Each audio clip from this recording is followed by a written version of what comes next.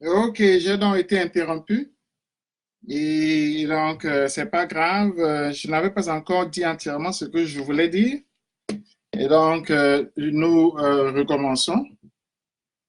Voilà, nous recommençons. Donc je m'excuse, j'ai été interrompu.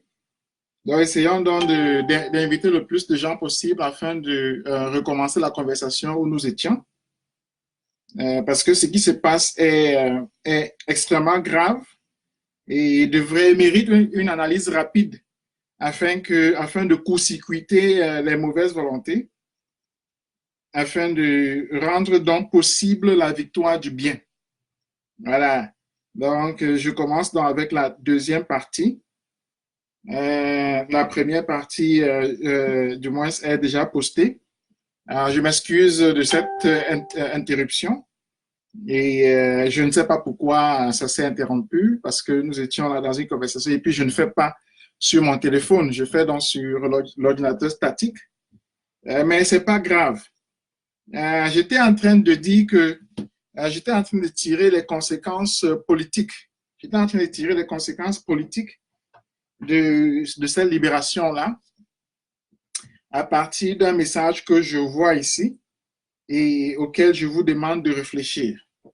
Que je vous demande de réfléchir. C'est le message de Engelbert Le Bon d'Achua, n'est-ce pas?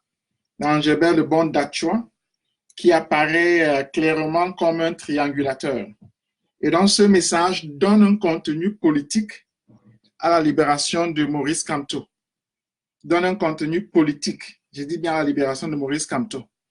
Il dit, voilà ce que Dachua dit. Il dit, minimalement, ce sera Premier ministre d'un gouvernement de transition. Nous avons tous intérêt à sauver notre pays de l'abîme. God bless Cameroun. Voilà ça. Voilà ça. Voilà. Voilà ça. Vous avez bien vu. Voilà ça. Mhm. Voilà, si vous n'avez pas vu, vous pouvez lire. Vous pouvez lire. Voilà. Mhm. Voilà. Vous avez lu. Très bien. Donc, ça veut dire que Maurice Kamto est libéré ou serait libéré avec une double mission. La première mission, c'est évidemment d'être le premier ministre Bamileke d'un gouvernement de transition. Euh, ça j'ai déjà dit que le rapport que j'ai reçu là, n'est-ce pas, des assises du grand dialogue, le rapport du rapporteur du grand dialogue, le rapport que j'ai reçu là, n'est-ce pas, le voici, le rapport du rapporteur général du grand dialogue national. Le rapport là est suffisamment, du moins, il est légitimement, il donne au gouvernement une position légitime, ce qui permettrait donc au gouvernement qui s'est donné l'effort de rassembler les points de vue des gens qui autrement ne font pas partie du gouvernement, même si ces gens ne sont pas ambazoniens, et justement parce que ces gens ne sont pas ambazoniens, donne donc au gouvernement la possibilité, n'est-ce pas, d'utiliser ceci comme argument pour dorénavant poursuivre quiconque fait quoi que ce soit contre la paix et contre le dialogue. Donc, attenter au dialogue maintenant pourra devenir un crime. On peut tuer à cause de l'attentat au dialogue, on peut arrêter à cause de l'attentat au dialogue, etc. Et donc, Biya a besoin, pour remplacer Ngouté, un peu comme après Issa Hayatou, il y avait un autre premier ministre, n'est-ce pas, qui l'avait remplacé. Donc, Biya se représente donc que ce premier ministre serait Kamto. Ou bien serait un Bamileke. Si Kamto refuse, ce serait un Bamileke. Ça pourrait même être quelqu'un de Baham. Parce que, quand, ça pourrait même être quelqu'un de Baham, un premier ministre Bamileke. Vous savez que la dernière fois où il y a eu un premier ministre Bamileke, je ne me rappelle plus, hein, les Bamileke seront très contents parce que Niad n'est pas encore mort, mais avec un premier ministre Bamileke, il y aura des Bamileke contents. Voilà. Donc, c'est là pour trianguler la position de Kamto. Donc, il est libéré avec un enjeu politique. Je vais encore expliquer pourquoi cet enjeu politique est important. Vous savez que Kamto a dans ses bagages Bakassi. C'est difficile pour Kamto d'argumenter contre le Cameroun uni. C'est difficile, c'est même impossible. Kamto ne peut pas argumenter pour l'indépendance de l'Ambazonie. C'est impossible. Parce qu'il est un unitariste. Il s'est battu pour Bakassi. Et c'est ça que Biya sait.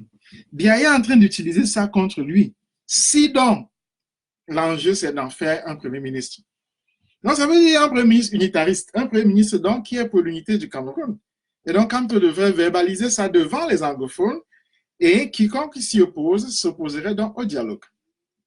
C'est ça le but. C'est ça le but qu'on peut lire dans le texte de Dachoala et qui apparaît, c'est-à-dire, ce sera premier ministre d'un gouvernement de transition.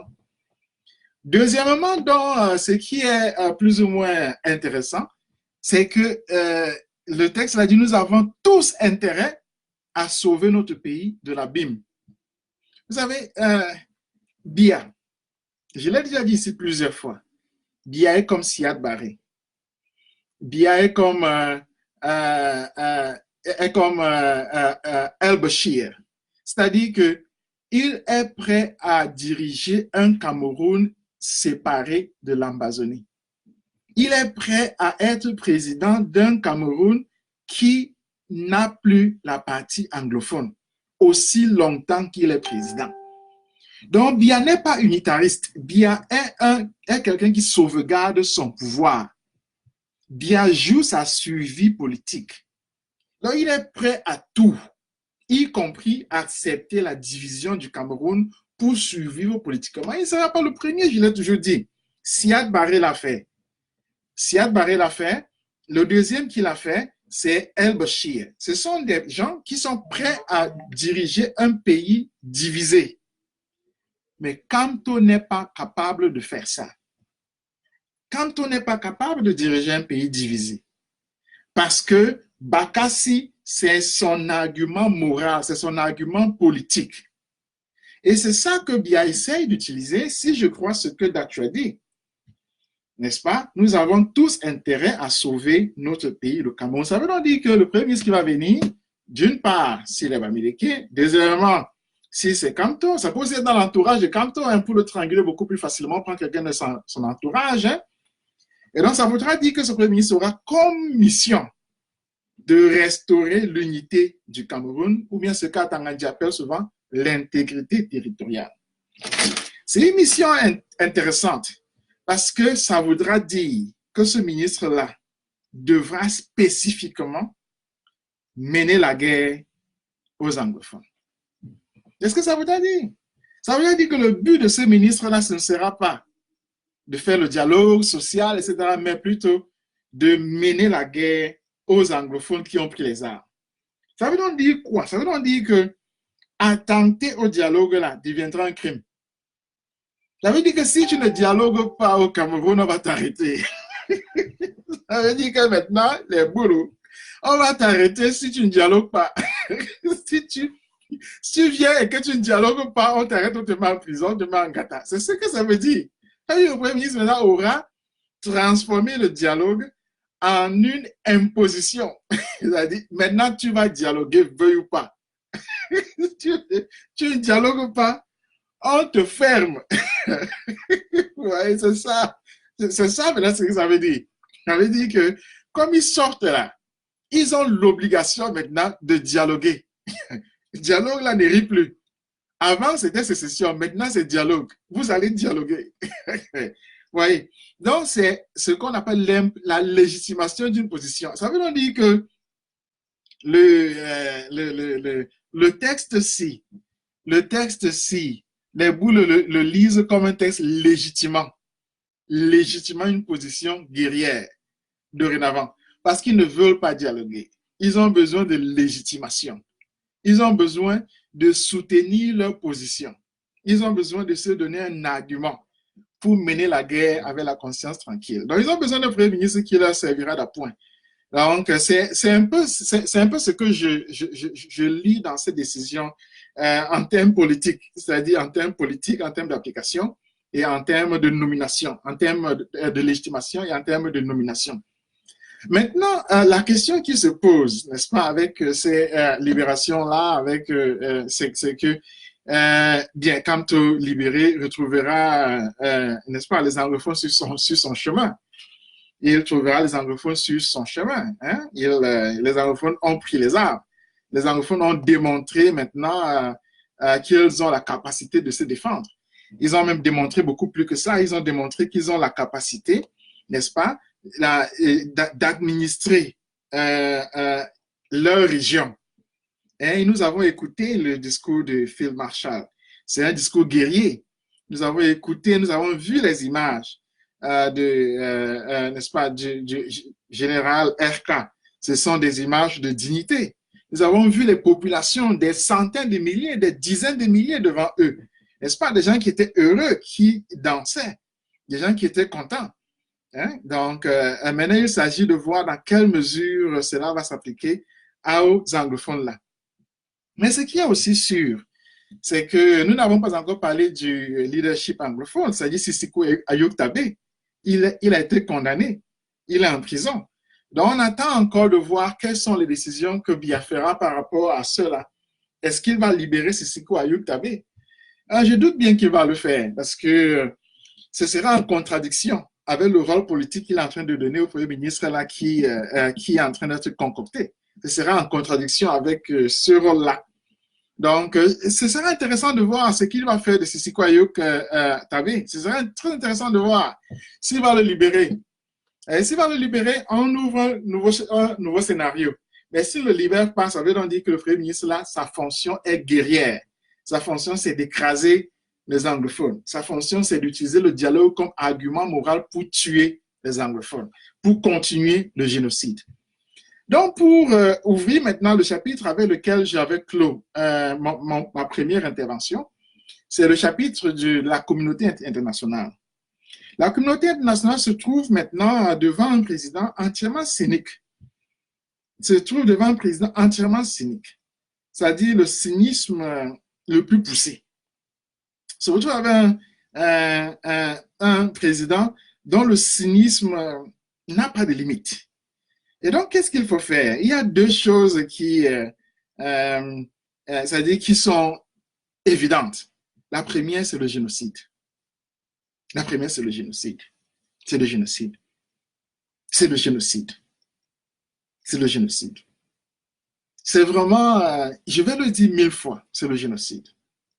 La première, c'est le génocide. Nous avons ici un président qui est prêt à continuer le génocide et qui veut utiliser le dialogue comme argument moral pour le faire. C'est ça. Nous avons un président qui est prêt à tuer pour la raison que le dialogue doit être respecté, que les décisions du dialogue doivent être respectées. Donc, le mot du génocide doit être le plus clairement formulé. Doit être le plus clairement formulé. Le génocide, le génocide, le génocide. Voilà. Le génocide, le génocide, le génocide. La deuxième chose, évidemment, c'est que la communauté internationale doit absolument intervenir maintenant. Absolument. Ça devient vraiment une nécessité vitale.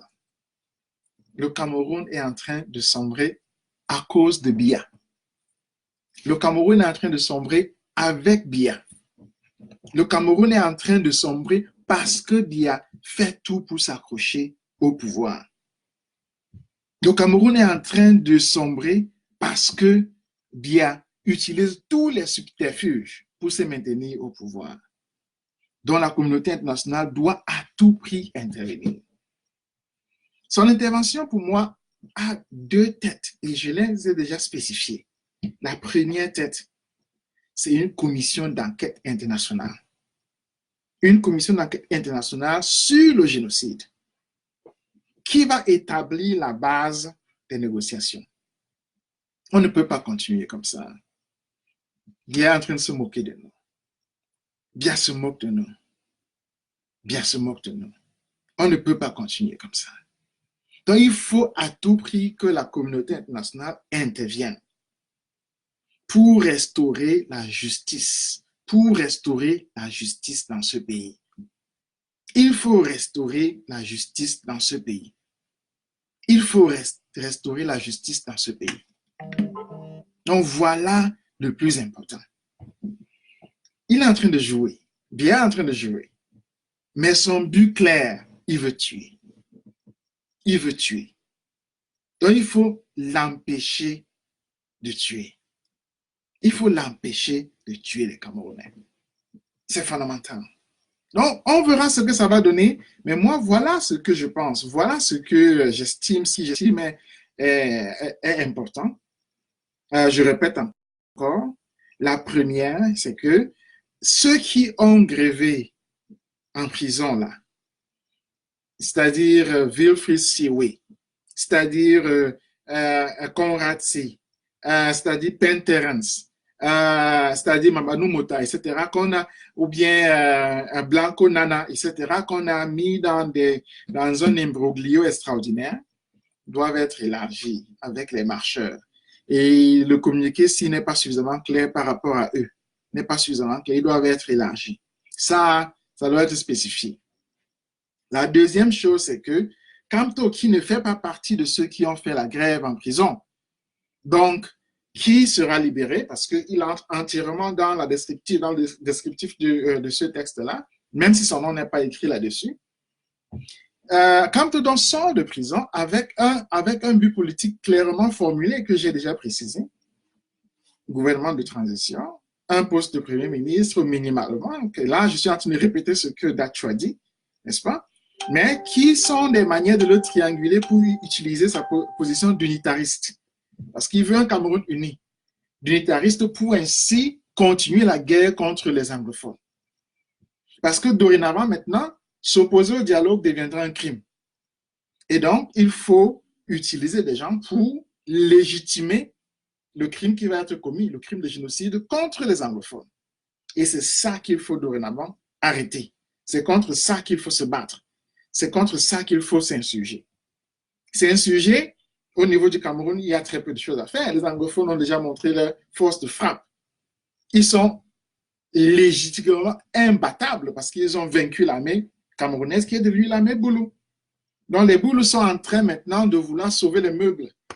Et c'est pourquoi il faut que la communauté internationale intervienne, vienne aider le Cameroun pour nous sortir de ce tyran qui fait tout dorénavant pour survivre, qui fait vraiment tout pour survivre.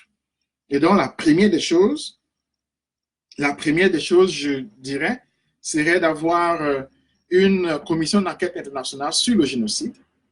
Ce serait d'avoir une commission d'enquête internationale sur le génocide qui permettrait d'établir les responsabilités de chacun et de punir ceux qui ont commis des crimes. La deuxième chose serait évidemment de mettre le génocide au centre des négociations, c'est-à-dire les négociations là. Je suis en train de lire ici le texte de Mamadou Mota, qui je suis un homme libre, ma pire prison serait de me taire pour plaire à ceux qui ont plongé la nation dans une indescriptible misère. J'ai comparu ce jour au tribunal militaire pour des faits de révolution et de rébellion. Je voudrais remercier tous ces avocats camerounais venus nombreux pour assurer ma défense. Je remercie aussi tous ces militants du MRC venus nombreux m'assister. Je vous encourage à vous mobiliser en grand nombre pour le 8. Nous avons un président qui fait notre fierté et qui mérite voir du monde autour de lui dans ce combat où nous avons tous des avantages, dont celui de la vérité. Le combat continue. Voyons, on ne peut pas finir autrement que sur ces mots qui sont des mots d'un homme d'État, qui sont des mots de vérité, qui sont des mots d'un homme grand, n'est-ce pas? Donc, mais cette vérité-là devra être soutenue par la communauté internationale qui doit aider le Cameroun. Qui doit aider le Cameroun sur 2 points. Le premier, c'est une commission d'enquête internationale pour établir la vérité de ce qui se passe au nord-ouest et au sud-ouest, du génocide. Du génocide. Et la deuxième chose, n'est-ce pas, c'est les négociations. Il faut amener le tyran sur la table des négociations. Il faut l'amener sur la table des négociations. Voilà les 2 choses les plus importantes qui sont devant nous. Et là, c'est un enjeu. Pour le reste, nous allons voir chaque jour, le tyran prendra des décisions pour nous désaxer, pour nous dérouter. Et moi, je serai là lorsque j'ai le temps pour les analyser. Mais je vous remercie déjà pour votre patience. J'ai beaucoup parlé aujourd'hui, un peu trop parlé. Et j'écris, je préfère d'habitude écrire. Mais je vous remercie vraiment pour votre patience et tenons bon, tenons bon, n'est-ce pas? Mais nous allons gagner. Nous avons déjà gagné. Et déjà, je félicite toutes celles et tous ceux qui vont sortir. Je vous demande de vous reposer beaucoup, d'être avec votre famille, de ne pas trop travailler, de ne pas faire comme moi, sitôt sorti de prison, de commencer à travailler, mais d'être avec vos familles, de montrer à votre famille que vous les aimez, que vous êtes avec eux, et de rester un peu en privé pendant quelques temps pour vous reposer. Le village est toujours très bien pour ça, d'aller au village, se reposer, se ressourcer, n'est-ce pas, la nature, la verdure, la culture, etc. Retrouver un peu de poids, manger bien, manger le porc, le bon porc, n'est-ce pas? Manger les mets de chez nous là, se reposer, marcher, causer avec les amis, boire un peu de bière, hein? S'amuser, s'amuser. Voilà, c'est ça, vivre la liberté, retrouver la liberté, n'est-ce pas?